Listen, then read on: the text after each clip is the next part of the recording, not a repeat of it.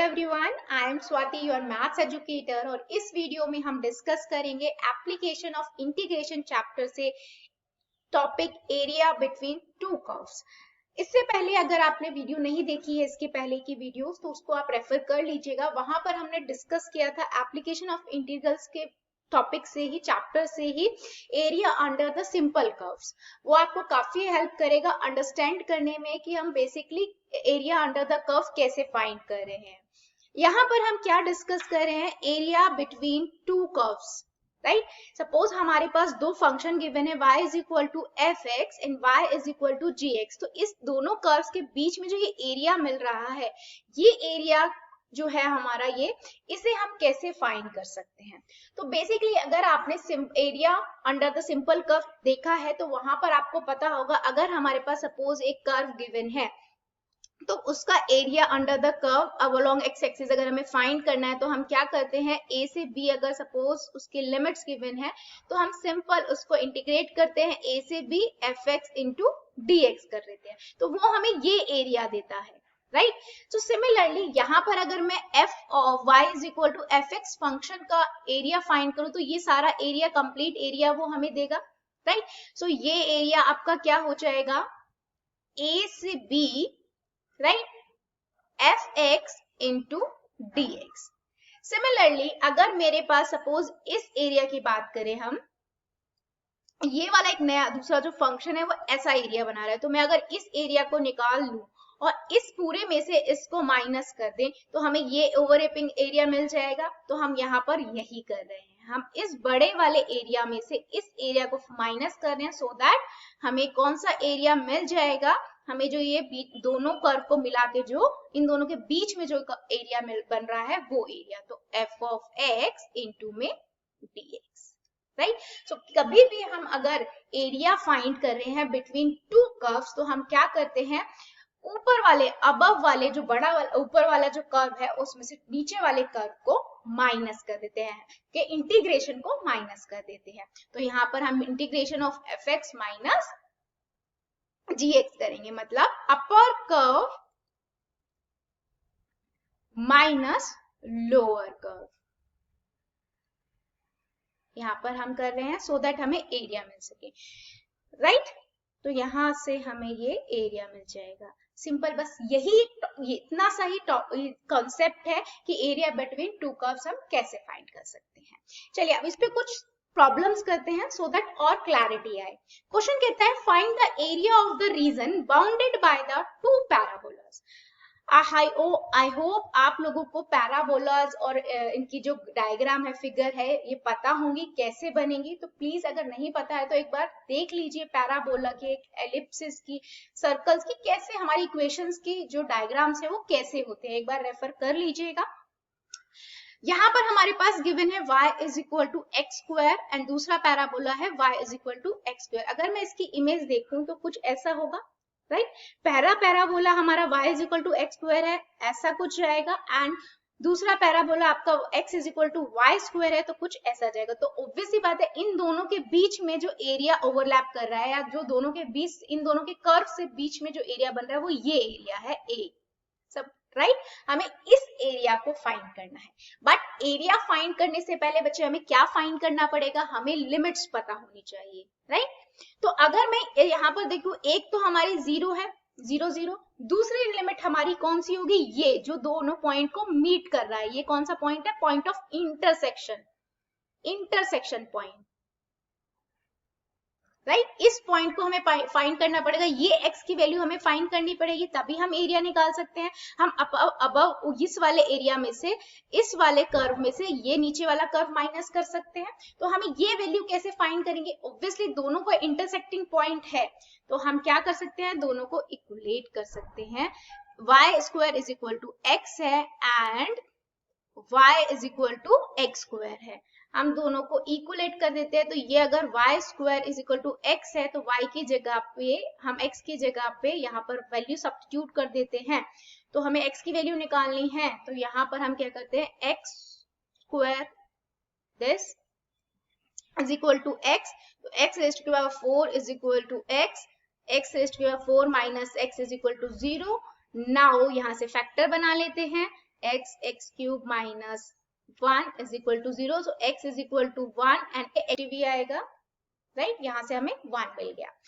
तो ये वैल्यू हमें मिल गई है, हमारे पास लिमिट्स आ गई है. अब सिंपल इंटीग्रेशन है, हम इंटीग्रेट कर देते हैं इस फंक्शन को. अब हमें ये चेक करना है कौन सा अबव फंक्शन है. फंक्शन अगर हम यहाँ कौन सा अबव कर्व है, कर्व हमारा ये वाला है, x is equal to Y square. तो x is equal to Y square है, तो हम यहाँ से एरिया लिख लेते हैं 0 से 1. तो x is equal to Y square, यानी कि ये आपका कौन सा हुआ, अपर कर्व हुआ. इस कर्व में से इस लोअर कर्व को माइनस करना है. तो इस चीज का बहुत ध्यान रखना है. तो क्योंकि हम x एक्सिस के अलोंग कर रहे हैं, तो हम यहाँ पर y के फंक्शन में लिखे y is equal to under root X हो जाएगा, प्लस माइनस होगा, लेकिन यहाँ फर्स्ट क्वाड्रेंट में है तो अंडर रूट एक्स इंटू में dx माइनस 0 से 1. दूसरा फंक्शन हमारा y is equal to x square है, तो वो y की फॉर्म में ही है, y मतलब x की फॉर्म में ही है, तो सिंपल हम यूज कर लेते हैं. नाउ इसको इंटीग्रेट कर देते हैं. इंटीग्रेशन इजी है, 1/2 हो जाएगा, तो ये x रेज़ टू 3/2 3/2 और लिमिट्स है 1 से 0 minus x raise to 3 divided by 3 1 से 0. वैल्यू सब्स्टिट्यूट कर देते हैं. ये 2/3 x रेज़ टू 3/2 1 से 0 माइनस 1/3, ये आपका वैल्यू हो जाएगी. यहाँ से आपके पास सब्स्टिट्यूट कर दें, डायरेक्ट देख लेते हैं. यहाँ से सब्स्टिट्यूशन कर देते हैं वैल्यू को, तो ये 2/3, राइट. यहाँ से वैल्यू हो गई 1 माइनस 0 1/3, ये आपका 1 माइनस 0. यहाँ से हमारे पास आया 2/3 माइनस 1/3, तो ये हो जाएगा 1/3. तो यहाँ से जो हमारा एरिया मिला स्क्वायर यूनिट 1/3 स्क्वायर यूनिट. तो बस यहाँ पर दो चीजें ध्यान रखनी है, आपकी लिमिट्स क्या है और कौन सा अबव वाला फंक्शन है और कौन सा, मतलब कौन से फंक्शन में से कौन से कर्व में से दूसरा कर्व कौन सा माइनस करना है. तो ये ध्यान रखना है. इसके लिए फिगर जरूर बनाइए. फिगर जितना आप क्लीन बनाएंगे वहां से आपको क्लैरिटी आ जाएगी कि आपको क्वेश्चन में करना क्या है. चलिए इस सिमिलरली एक क्वेश्चन और डिस्कस करते हैं. क्वेश्चन कहते हैं find the area lying above the X axis. Question को बहुत ध्यान से पढ़ना है. And included between the circle X square plus Y square is equal to 8x and inside of the parabola. मतलब यहाँ पर एक पैराबोला है और एक आपके पास सर्कल गिवन है. तो पहले सबसे पहले सर्कल हमारा क्या होगा, सर्कल की इक्वेशन आई होप सबको पता होगी. तो हमें यहाँ से से पता करना पड़ेगा कि हमारे सर्कल की रेडियस क्या है. तो क्या मैं इस फंक्शन को ऐसे लिख सकती हूँ, सर्कल की इक्वेशन को हम फाइंड कर लेते हैं. कैसे कर सकते हैं, X square minus 8x plus Y square is equal to, यहाँ पर 0 कर लेते हैं. अब परफेक्ट स्क्वायर बनाना आता है, हाफ करके उसका स्क्वायर, तो ये हो जाएगा प्लस 8 स्क्वायर और यहाँ से आपके प्लस सेम माइनस इसका स्क्वायर हो जाएगा, माइनस होगा, राइट. सो ये हो गई आपकी वैल्यू x माइनस 4 का whole square plus Y square is equal to 16. ये इधर चला गया 16. तो ये आपके सर्कल की स्क्वायर वैल्यू इक्वेशन आ गई. यहाँ से हमें पता लगा क्या कि रेडियस जो है सर्कल का वो आपका क्या है बच्चे, 4. आई होप ये चीज क्लियर होगी, राइट. अब पैराबोला गिवन है, अगर हम इसकी इमेज बनाएंगे बच्चे तो इसकी इमेज बनेगी ऐसे. यहाँ पर हमारा कुछ सेंटर है, रेडियस है हमारी, राइट. रेडियस इसकी यहाँ पर ऑब्वियसली 4 है, तो ये वाली वैल्यू आपकी क्या हो जाएगी, ये 4 है तो 8 and 0, क्योंकि ऑब्वियसली ये डायमीटर है, डबल होगा. नाउ इस क्वेश्चन में हमें क्या करना है, हमें ये वाला एरिया फाइंड करना है अबव द एक्स एक्सिस. तो हमें ये वाला एरिया फाइंड करना है. पैराबोला की इक्वेशन हमें गिवन है y square is equal to 4x, right बच्चे. नाउ अब हमें इस एक का एरिया हम कैसे फाइंड कर सकते हैं. अगर हम वैसे देखें तो हम यहाँ पर कुछ ऐसा नहीं हो रहा है कि किसी अबव कोई एक कर्व गिवन है या फिर उसमें से हम दूसरा कर्व माइनस करते हैं. यहाँ पर ये एरिया है, तो हम इसे कैसे कर सकते हैं, अगर हम इसको दो पार्ट में से स्प्लिट कर दें, राइट बच्चे, दो पार्ट में यहाँ पर स्प्लिट कर दें, ठीक है.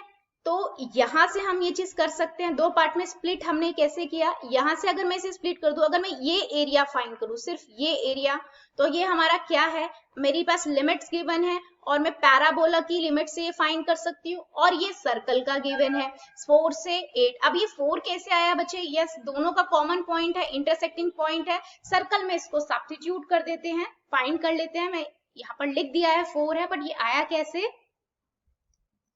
intersecting with parabola, ठीक है। तो parabola y square is equal to 4x, तो हमारे पास सर्कल की इक्वेशन क्या है, x minus 4 whole square plus 4x is equal to 8x।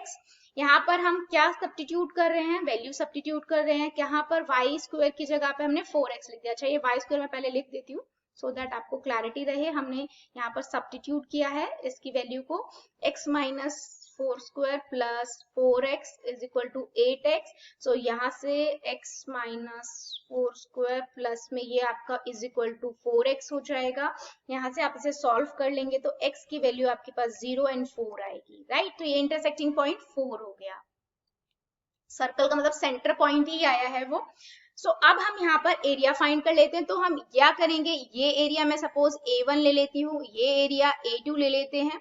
तो हमारा जो एरिया हुआ बच्चे वो क्या हुआ, total area A1 plus A2, right. अब हम एक एक करके एरिया निकालेंगे, पहले हम A1 एरिया निकाल लेते हैं, ठीक है। मैं यहाँ पर क्या कर रही हूँ बच्चे, इसे O नाम दे रही हूँ, इसे हम A नेम दे देते हैं, इससे हम A या P नाम दे देते हैं, इसे हम C दे देते हैं, ये हम Q ले लेते हैं, राइट। सो अब हम क्या फाइंड करेंगे, एरिया A1। A1 एरिया क्या होगा, area of the region OCPO। क्या किया हमने, OCPO। ये एरिया कैसे हो जाएगा, इंटीग्रेशन के थ्रू, कैसा area, right, simple under root x into dx, right. क्या किया हमने, ये हमारा पैराबोला है, पैराबोला की इक्वेशन x की फॉर्म में क्या हो जाएगी, y is equal to 2 under root x, plus minus होगा, ये फर्स्ट क्वाड्रेंट में है तो हमारा y is equal to 2x। तो यहाँ सब्स्टिट्यूट किया इंटू में dx, तो 2 बाहर आ गया। अच्छा मोड का यूज कर लीजिएगा, राइट, लास्ट में आप लिख भी सकते हैं under root 2 into D x. यहाँ से हमने वैल्यू सब्स्टिट्यूट कर दी, ये आपका मतलब इंटीग्रेट कर दिया इसे, ये हो जाएगा 3/2, अगेन 3/2, यहाँ से वैल्यू आ जाएगी 4 से 0, हमारी लिमिट है, सब्स्टिट्यूट कर देते हैं वैल्यू को। आफ्टर सब्स्टिट्यूशन वैल्यू यहाँ से हमारे पास क्या आ जाएगा, 2 इंटू में 2/3 रूट 3 x रेज़ टू की पावर 3/2, 4 से 0, सब्स्टिट्यूट 4/3, यहाँ से आपने 4 सब्स्टिट्यूट किया, 3/2 और 0, राइट। तो यहाँ से हमारे पास आ गई वैल्यू मल्टीप्लाई बाय 3/2, सो यहाँ से हमारे पास 32/3। ये आपका कौन सा एरिया आया है बच्चे, ये एरिया है A1। अब सिमिलरली हम A2 एरिया निकाल लेते हैं। A2 एरिया अगर हम देखें तो किसका है, सर्कल का है। सिर्फ सर्कल की लिमिट कहां से कहां तक का एरिया, 4 से 8 तक का एरिया है, तो हमारे पास लिमिट है, तो हम एरिया 2 4 से 8 y dx। अच्छा y के फॉर्म में पहले हमें निकालना पड़ेगा हमारा फंक्शन, तो y के फॉर्म में हमारी इक्वेशन यहाँ से हम देख लेते हैं। y के फॉर्म में ये यहाँ पर ही लिख रहे हूँ मैं, y is equal to 8x minus, इसको इस फॉर्म में लिखते हैं हम यहाँ से, राइट। ये हमारे पास इक्वेशन आई थी, इसे y के फॉर्म में लिखते हैं, y is equal to 16 minus x minus 4 का स्क्वायर, राइट। सो स्क्वायर आया, ये होगा आपका अंडर रूट में 16 माइनस x माइनस 4 का स्क्वायर। सो इस फंक्शन को हम वहां रखेंगे। तो इसका ध्यान बहुत रखना है आपको कि हमारे पास एग्जैक्टली फंक्शन हमें क्या सब्स्टिट्यूट किया, किस फॉर्म में है, x के फॉर्म में है, y के फॉर्म में है, राइट। सो ये हो जाएगा आपका 16 माइनस x माइनस 4 का स्क्वायर। अब इसको इंटीग्रेट करना तो बहुत इजी है, आप इसे t लेट कर लीजिए, राइट। सो ये हो गया आपका x 8 से 4 under root 4 square minus t square. यहाँ पर हमारे पास फॉर्मूला क्या लगेगा, यहाँ पर हमारे पास ए स्क्वायर माइनस एक्स स्क्वायर का फॉर्मूला लग जाएगा, राइट। आई थिंक अब ये फॉर्मूला एक्सप्लेन करने की तो जरूरत नहीं है, यहाँ पर सब्स्टिट्यूट कर देते हैं। t/2 under root 4 square minus t square plus half into में 4 square sine inverse t/4 limits 4 से 0। नाउ यहाँ पर हमने क्या किया, सिंपल फॉर्मूला सब्स्टिट्यूट कर दिया, ए स्क्वायर माइनस एक्स स्क्वायर का अंडर रूट ए स्क्वायर माइनस एक्स स्क्वायर का, यहाँ पर वैल्यू सब्स्टिट्यूट कर देते हैं।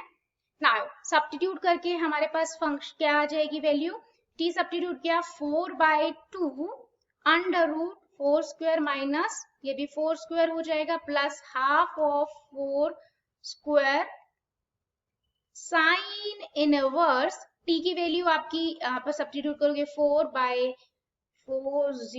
ये हो जाएगा 4 से 0 आप सब्स्टिट्यूट करो, ये वैल्यू 0 हो जाएगी। नाउ यहाँ से सॉल्व कर लेते हैं, सॉल्व करके कंप्लीट वैल्यू 0 हो जाएगी। यहाँ से आपके पास आएगा 8, ये आपका 8 हो जाएगा, right. 8 sine inverse 1, sine inverse 1 है, ये आपका π/2 हो जाएगा, राइट। यहाँ से वैल्यू आई 4π।